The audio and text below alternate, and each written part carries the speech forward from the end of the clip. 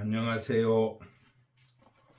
북두시민혁명군의 전영돈입니다. 오늘은 2024년 3월 23일입니다. 벌써 1년의 4분의 1이 지나가고 있습니다. 시간은 정말 쏜살처럼 빠릅니다. 지금 선거 총선 국면에서 민주주의 국가에서 가장 중요한 선거, 올해 선거를 맞이해 가지고 그동안에 오프닝 세레모니, 쉽게 말하면은 전초전이었던 예비 후보들의 등록 기간이 끝나고 이제 28일부터 본선거가 시작되었습니다. 선거 기간이 28일인 거는 약 한 보름간의 선거 기간을 두거든요. 지금 현재 자유민주주의 혹은 자유우파 세력들이 걱정이 굉장히 많습니다. 이 사회라는 게 도덕성이 아주 보장이 되어야 되는데 아주 도덕성이 붕괴된 사람들이 설친다. 이런 사람들은 절대 지도자가 되어서는 안 된다 하는 이런 자유우파들의 우려가 굉장히 많습니다. 그런데 저는 여러분에게 분명히 말씀드립니다. 우리 자유주의 우파가 이번 총선에서 분명히 승리합니다. 얼마 전 경선에서 한동훈 비상대책위원장이 이런 말을 하더라고요. 경산 무슨 시장에서. 여러분 기죽지 마십시오. 우리는 반드시 이깁니다. 저는 그 절규 같은 목소리에 마음속으로 큰 박수를 쳤습니다. 여러분 절대로 이깁니다. 이 역사의 시대적인 역사의 시대 정신이고 역사의 숙명입니다. 우리나라는 그렇게 흘러왔습니다. 여러분 개인사회도 그렇습니다. 우리가 인생을 살아오는 데 있어 가지고 한 60년을 살아보니까 여러분 어떻습니까?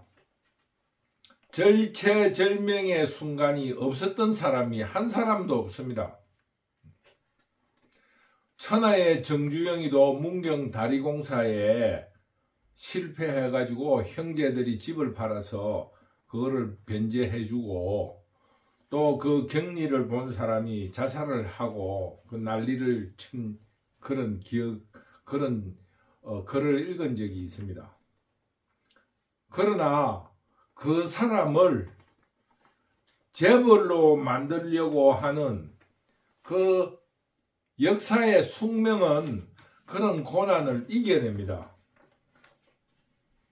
그것처럼 우리 대한민국의 역사도 보면은 6.25 전쟁 이후 절체절명으로 국민의 하청민들은 굶어 죽고 저희들 기억에도 콜레라가 돌면은 그 마을을 싹쓸이하고 거기에 새끼줄을 치고 DDT를 뿌리고 하얀 DDT 가루를 뿌리고 신문에 대스특필하고 우물물 묵지 말기 운동을 하고 이랬던 우리나라에 참 비참했던 시절이 있습니다.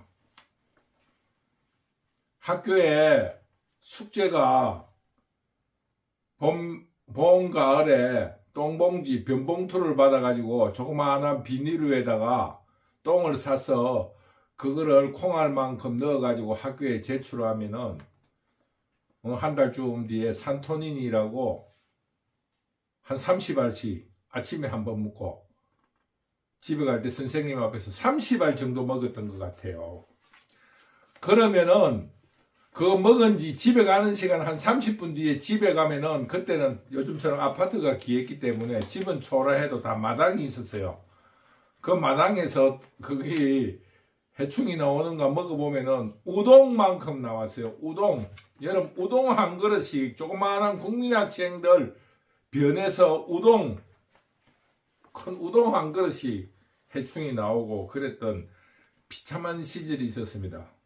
그러나 이 나라의 시대 정신과 역사의 운명은 오늘날 살이 너무 쪄서 산에 등산을 줄을 서서 올라가야 되고 나무하러 가는 게 아닙니다. 어느 젊은 시절에 강창이 국회의장 하신 분하고 등산을 간 적이 있어요. 그러면서 그분이 하신 말씀이 아직도 기억이 납니다. 산에 나무하러 가라면 그렇게 하기 싫었는데 지금 저 산에 줄을 서가지고 산으로 올라가는 이런 시절이 올 줄 누구가 알았겠느냐. 여러분, 역사의 숙명은 일반 사람은 잘 모릅니다. 한동훈 위원장 정도는 압니다. 절대 기죽지 마라. 반드시 이긴다. 저도 그 말에 동의합니다. 여러분, 기죽지 마십시오. 그 근거를 자유우파가 승리를 할 수 있는 두 가지만 제시하겠습니다. 첫째, 대통령제 국가에서 대통령이 자유우파 출신입니다. 그 사람이 어떻게 어떤 전화통화에서 김건희 여사가, 배우자인 김건희 여사가 우리는 문재인파라고 두고 봐라고 해서 국민들이 의심을 하고 있는데 그런 걱정을 할 필요가 없습니다. 이미 상대 정당이 돼버렸기 때문에 그 사람이 어떤 그거를 해도 다시 그걸로 복귀할 수가 없습니다. 그 다음에 서울시장, 부산시장, 인천시장,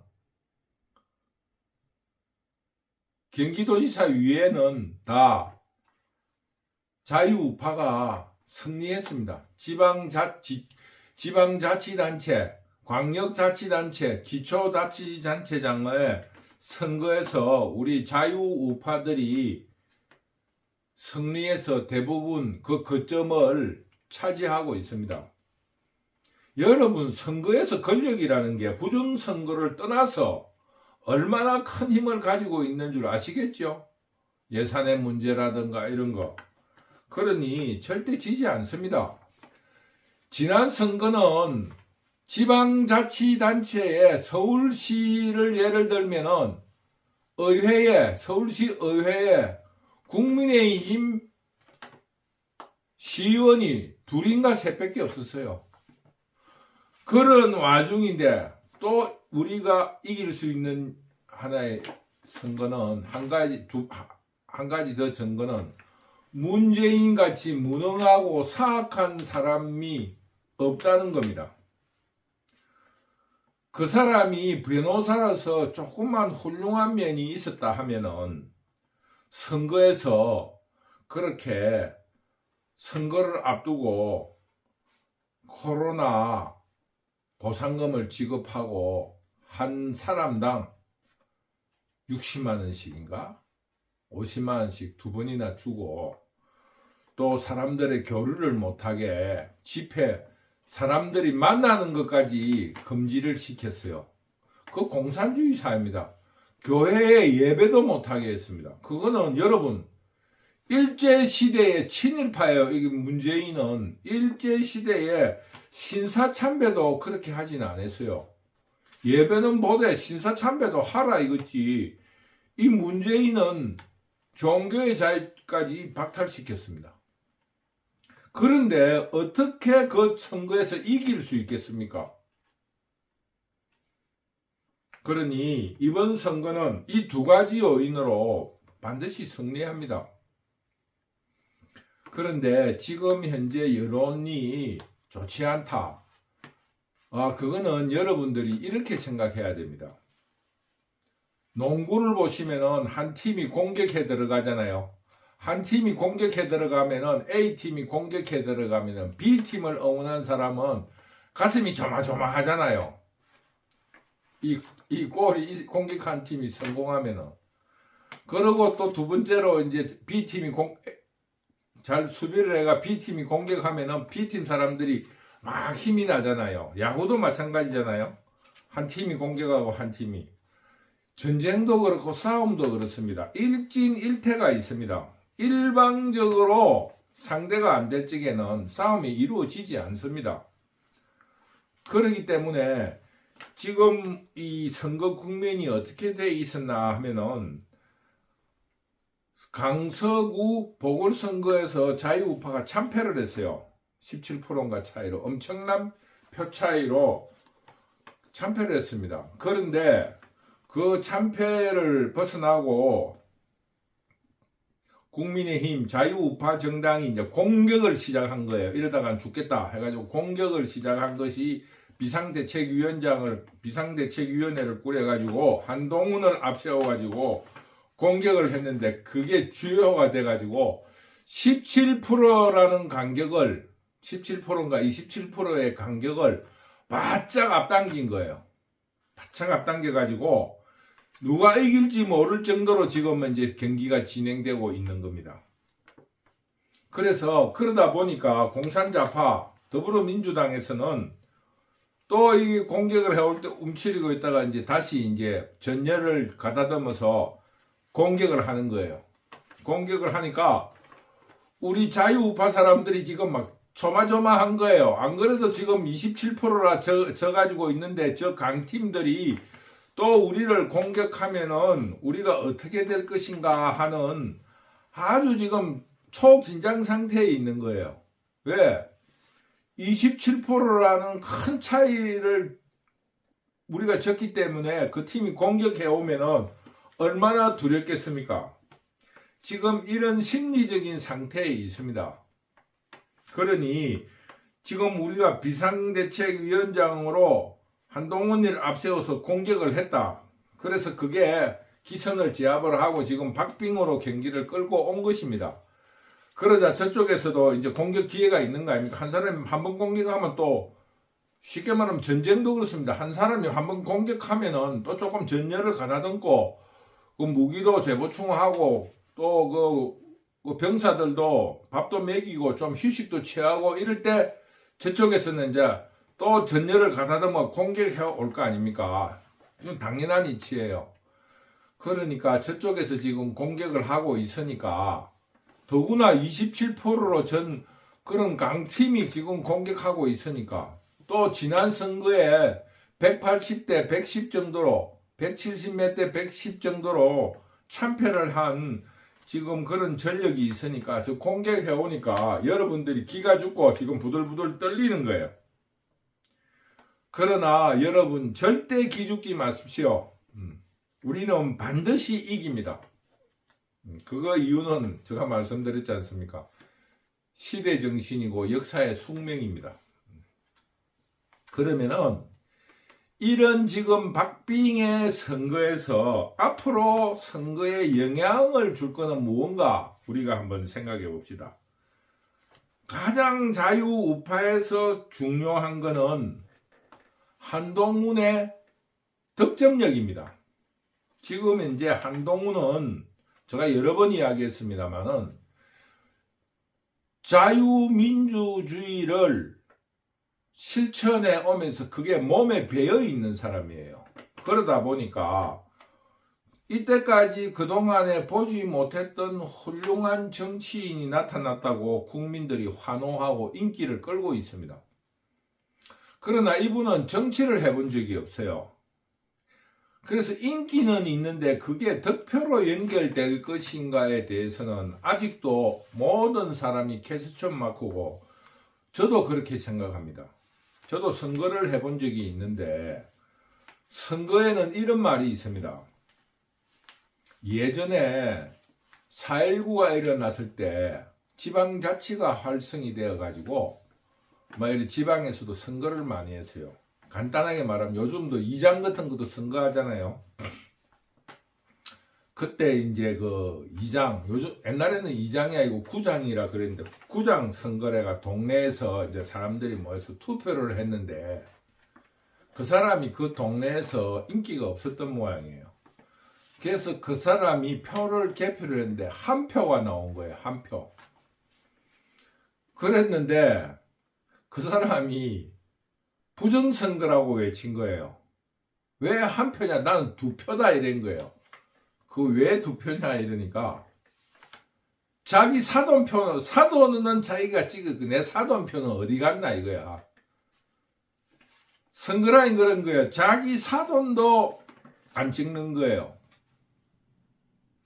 그것처럼 선거하는 사람들이 자기가 착각하는 부분이에요. 그 사람이 그 부정선거라고 난리를 친 거예요. 그 동네에서. 왜 부정선거냐? 내 사돈표 어디 갔나 이거예요. 그 동네에 같이 사는 사돈은 자기를 찍겠다고 생각했을 거 아닙니까? 적어도 그러니 2표는 돼야 된다고 항의를 했다는 거예요. 그것처럼 그 투표라는 거는 자기가 생각하는 거하고 완전히 다릅니다. 어느 젊을 때 어느 논문을 본 적이 있어요. 배우자가 출마한 후보자의 배우자가 그 사람이 공적으로 이런 선거에서 당선됐으면 안 된다고 생각하는 사람이 여론조사를 그 논문에 그 조사를 해보니까 그건 73%가 그 배우자들이 그 후보자의 배우자가 그 사람은 공적으로 공공으로 이런 일을 할 자격이 안 되는 사람이라고 평가한다는 거예요. 그러고 실제로 한 40몇 프로가 그 사람에게 찍지 않는다는 거예요. 자기 그 출마한 배우자를 그 배우자가 안 찍는다는 거예요. 그 분석이 첫째는 집안을 재산을 탕진하고 뭐 이런 것 때문에 그를 낙선했으면 좋겠다. 그건 과반수 한 40몇 프로가 자기 배우자에게 투표를 안 했다는 거예요. 그러니까 그 이유가 뭐 재산을 탕진하고, 그다음 두 번째로는 그 우상이라 하는 거는 멀리서 두고 봐야지 존경심이 생기는 거지, 가까이서 보면은 존경심이 없을 거 아니겠습니까? 그래서 그 정치인들을 우리가 가까이 보면은 일반인들보다 참 그 모자란 사람이 많아요. 그렇기 때문에 한동훈이에 대한 우상이 생긴 거는 좋은데 그것이 득표하고 연결된 거냐? 사돈이라고 해가 표를 찍는다, 악수를 한다고 표를 찍는 건 아니에요.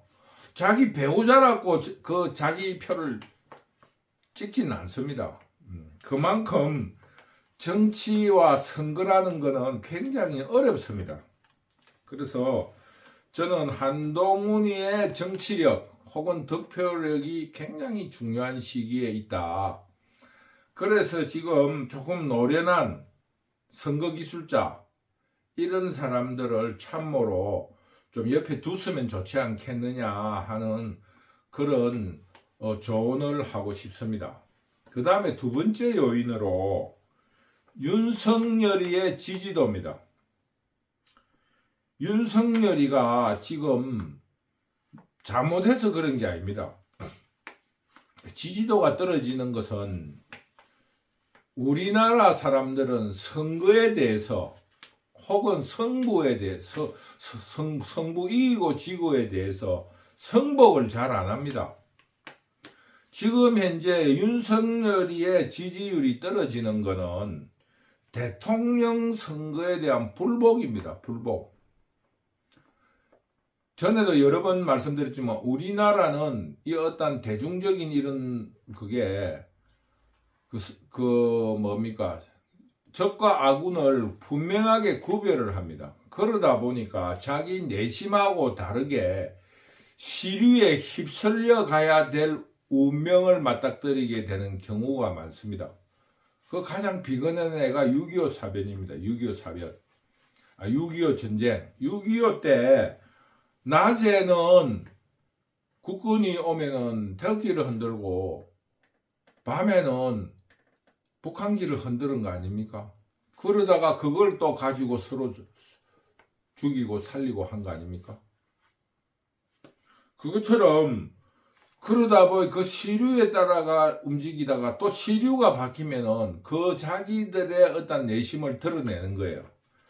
지금 윤석열 후보를 찍었던 사람들도 선거가 끝난 뒤에는 그 내심으로 돌아가 가지고 또 이 윤석열에 대해서 격렬하게 반대를 하는 거예요. 그래서 우리나라는 이 선거에 대해서 승복을 잘 안 합니다. 그래서 윤석열이의 지지도가 굉장히 30 몇 프로에서 시작했잖아요. 보통 80% 됩니다. 선거가 되면은. 근데 이게 윤석열이는 민주당 정부의 검찰총장으로서 이제 배신감을 더 많이 느끼는 거예요. 그러다 보니까 윤석열의 지지도가 너무너무 낮습니다. 그렇기 때문에 자유우파들이 윤석열이에 대한 지지율을 여론조사에 좀 올려줘야 됩니다. 그래서 윤석열이의 지지도가 이번 선거에 굉장히 두 번째로 중요한 일이 되었다. 그 말은 무슨 말이냐 하면은, 우리나라는 적과 아군이 분명하기 때문에 윤석열이의 지지도가 높으면서 자유우파가 승리할 분위기가 되면은 더욱 지지율이 올라갑니다. 우리나라 사람들의 특징적인 게 그런 게 있습니다. 시류에 굉장히 빨리 움직입니다. 그래서 축구 경기에 이런 이야기가 있어요. 우리나라 축구 경기나 야구 경기나 이런 걸 볼 적에 관중들이 하는 이야기가 있어요. 우리나라는 잘한다 하면 잘하기 시작하면 엄청 잘한다는 거예요. 그것처럼 그게 어떠한 시류예요. 그거를 조금 어떠한 그 한국 문화의 원류로서 신바람이라고 이야기하는 사람도 있어요. 그런데 저는 그걸 신바람이라기보다는 우리나라의 반도적인 특성으로 저는 이해를 하고 있습니다. 왜? 반도라는 거는 그 시류에 따를 수밖에 없어요. 도망갈 데가 없습니다. 위에서 내려오면은 도망갈 데가 없기 때문에 그 시류를 따라야 됩니다.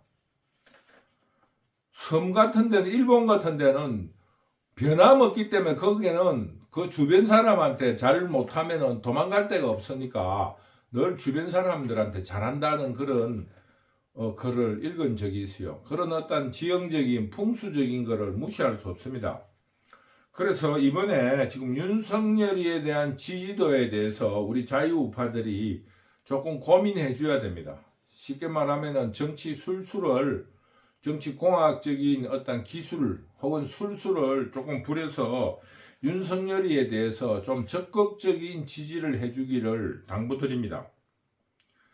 그 다음에 세 번째로 중요한 것이, 지금 영남, 강원 이런 쪽은 거의 결정이 다 됐습니다. 호남하고는 다 결정이 됐어요.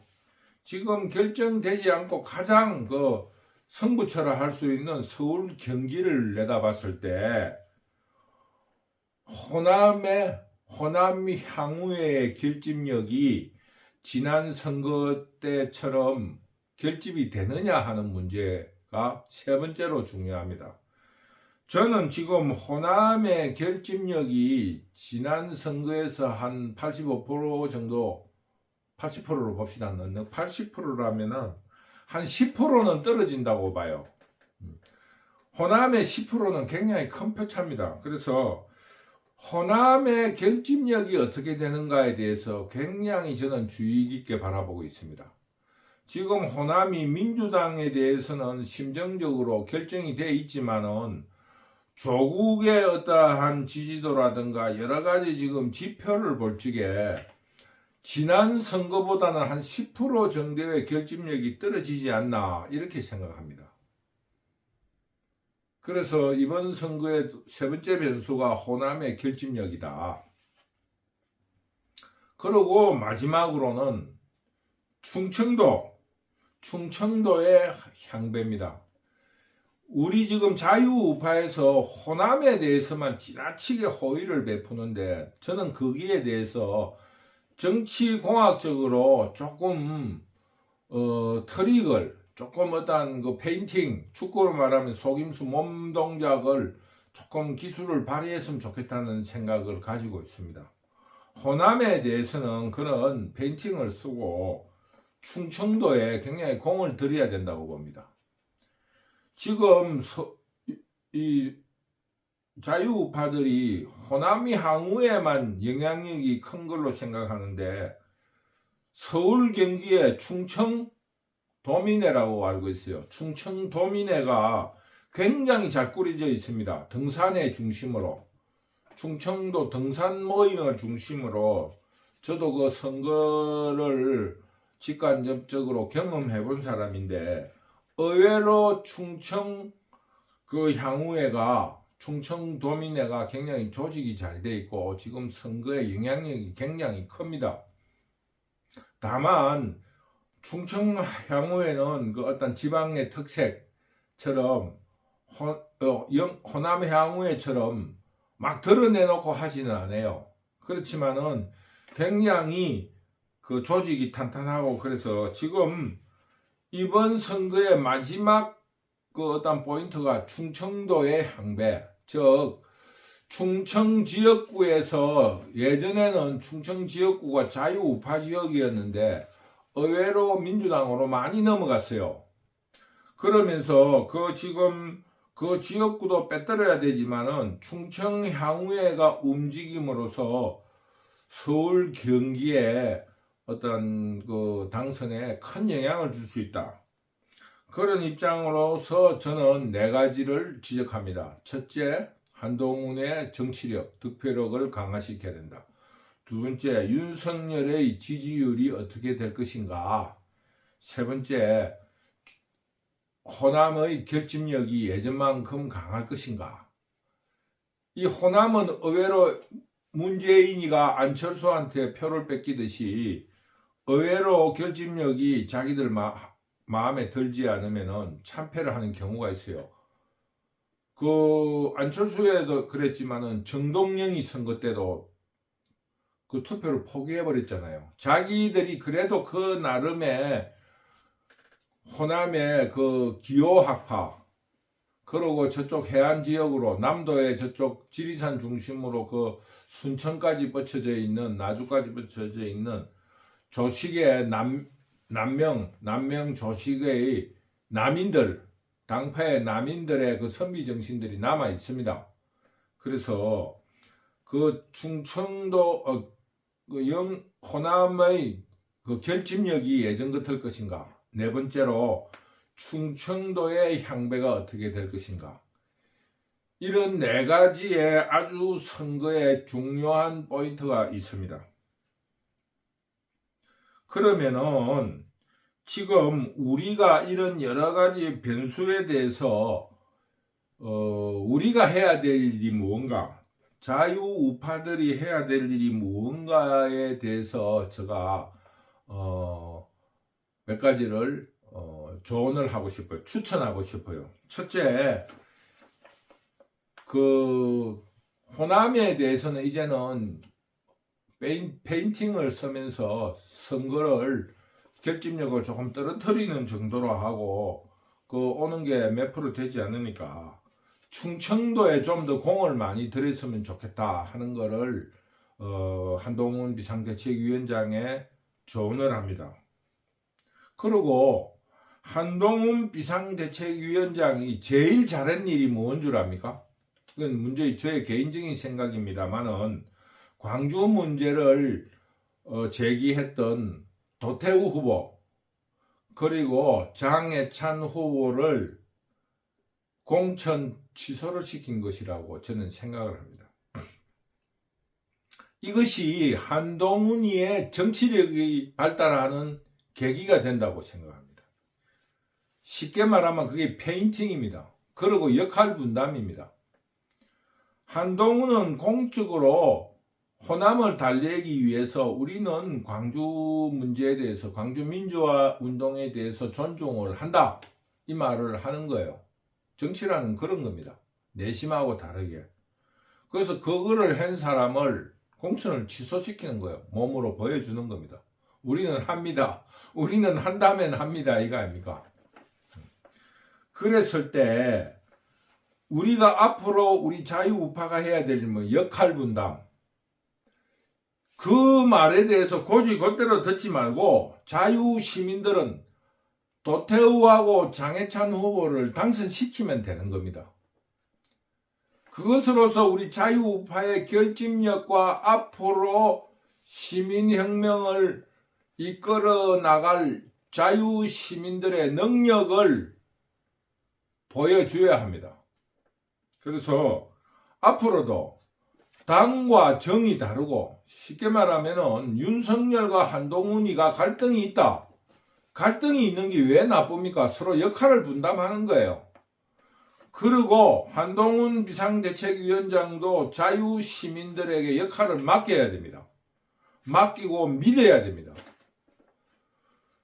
그렇기 때문에 우리 속된 말로 도둑질도 손발이 맞아야 된다고, 우리 자유시민들은 한동훈 비상대책위원장을 적절히 보필을 잘 해야 됩니다. 무턱대고 그 뒤통수를 치고 비판하고 비난하고 이렇게 해서는 안 되는 겁니다. 그리고 윤석열과 한동훈이가 서로 역할이 다르기 때문에 엇박자가 나도 좋은 겁니다. 그거를 우리 자유시민들이 알맞게 중화를 시켜주는 역할을 해주면 되는 거예요. 우리는 윤석열도 믿고 한동훈이를 믿는다.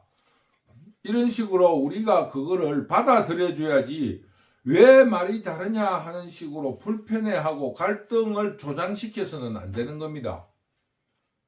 전라도에는 절대로 그런 일이 없어요. 교육되고 훈련되어 있기 때문입니다. 우리 자유시민도 이번 선거를 통해서 자유시민들의 능력을 보여줘야 됩니다. 그리고 정치라는 거는 지금 마지막으로 한동훈 비상대책위원장에게 추천하는 한 가지는, 정치를 자기 혼자 할 수 없습니다. 역할이 다 있는 거예요. 기청 시민들의 역할이 있고, 지도층의 역할이 있고, 중도의 역할이 있고, 다 역할이 있습니다. 그거를 자기가 적절히 이끌고 나가야지, 지금 한동훈이는 너무 원맨쇼, 원톱에 도취되어 있습니다. 그거를 빨리 벗어나야 됩니다. 그래서 그 지역구 위원장들에게도 역할을 주고, 쉽게 말하면 한동훈이가 너무 스타로서 잘하니까 지금 지역구에 선거를 하는 후보들이 손을 놓고 있어요. 한동훈이가 와야지 해결될 것처럼. 그런 식의 지금 세 번째 문제가 지적되어 있습니다. 첫째는, 우리가 앞으로 해야 될 일은, 첫째는 충청도에 좀 더 공을 들여라. 이번 선거는 충청도의 항배가 굉장히 중요하다는 걸 한 가지 지적드리고, 두 번째는 역할 분담을 충실히 해라. 우리 자유시민의 역할을 보여주자. 한동훈 비상대책위원장은 도태우와 장해찬을 공천 취소할 수밖에 없는 공적인 부분에 있었다. 그러면은 공학적이고 어떤 사적인 진영의 논리, 혹은 당파적인 이익은 우리 자유시민들이 보완을 해줘야 된다. 그리고 그 역할에 있어서 윤석열과 한동훈의 그 어떤 갈등이 아니에요. 서로 역할이 다름으로써 바라보는 시각이 다른 거에 대해서 갈등이라 한다든가, 그 시각 차이를 크게 만들려고 해서는 안 된다. 그걸로 가지고 서로 비난하게 만들고 하는 공산좌파들의 술수에 놀아나서는 안 됩니다. 서로 역할이 다릅니다. 당의 역할이 있고, 정당의 역할이 있고, 당은 실천하는 거예요.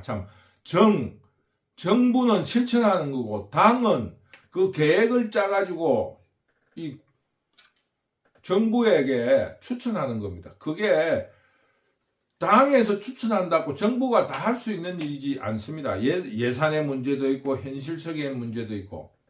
그러니까 그 문제에 있어 가지고 서로 시각차가 보이는 것은 당연한 일입니다. 그리고 자유시민들도 그 어떤 한동훈의 움직임에, 한동훈이가 못하는 일에 대해서 자유시민들이 보완해 줘야 됩니다. 가장 좋은 예가 도태우 후보하고 장해찬 후보입니다. 그것이 바로 정치입니다. 도둑질도 손발이 맞아야 된다고 빨리 눈치를 채가지고 그렇게 해나가야 된다는 것을 다시 한번 말씀드립니다. 다음 세 번째, 한동훈은 너무 스타의식에 빠져있지 마라. 정치는 혼자 하는 게 아닙니다. 지금 현재 선거의 어려운 점이, 본래 자유우파의 지금 정치인들은 본래 벼락 출세한 사람들이에요. 사법고시를 합격했다든가, 사법고시라는 게 그게 쉽게 말하면은 윤석열 같이 9번 시험 치는 사람도 있지만은 그 정말 그 쉽게 말하면 노무현 대통령처럼 산속에 학고방 지어놓고 그 속에서 밥만 먹고 공부를 해가지고 당선되면은 벼락 출세하는 거예요.